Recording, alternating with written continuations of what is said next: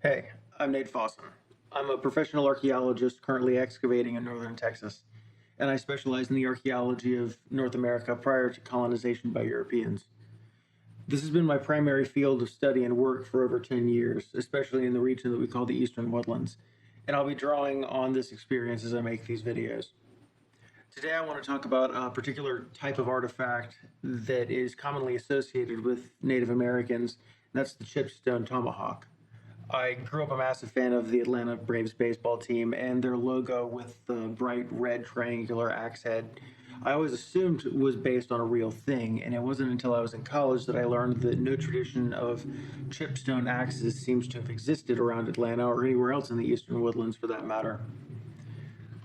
The closest thing to a chert tomahawk that I've ever found in any site report or anything like that is one from the Alred Bluff Shelter in the Arkansas Ozarks, which was excavated by Mark Harrington in the 1920s.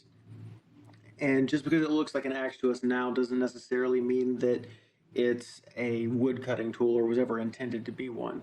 You might find other artifacts in old Joffrey Coe reports that mention chipstone axes, but he and his contemporaries really had no basis to designate these as wood cutting tools at all.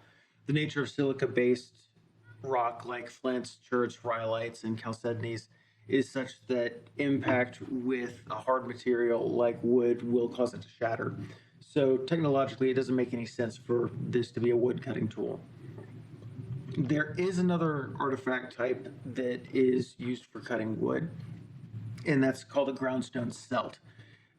It's spelled C-E-L-T, just like the ethno-linguistic group in Europe, but it's pronounced with an initial S sound instead of a K. And the word comes from a mistranscription of a Latin word in a verse from the Bible. Celts and their close cousins, the grooved axe, are the primary wood-cutting tool in North America until steel became available during the colonization period. These tools are made by grinding and polishing materials like granite into shape, and the celt specifically is wedge-shaped and set into a handle with a hole running through it so that it becomes more deeply embedded and wedged in as the axe is used. Grooved axes are a little different. They have this groove that's running all the way around the, I guess, closer to the handle, and they appear to have been set into very pliable green wood handles when they were used, and then cord wrapped. These grooved axes first appear in the Middle Archaic period, and groundstone axes are the norm from then on.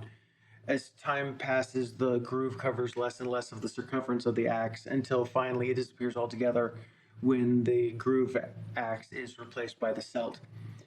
These stone axes are surprisingly effective. I've used one myself. They don't work the same way as metal axes do, though.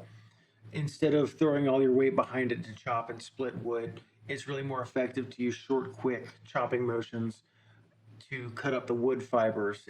And if you want to see a celt being used, there are a couple of videos that I'll post links to in the description. If you've got any questions about this or anything else related to North American archaeology, please leave those in the comments. And as always, thank you for watching.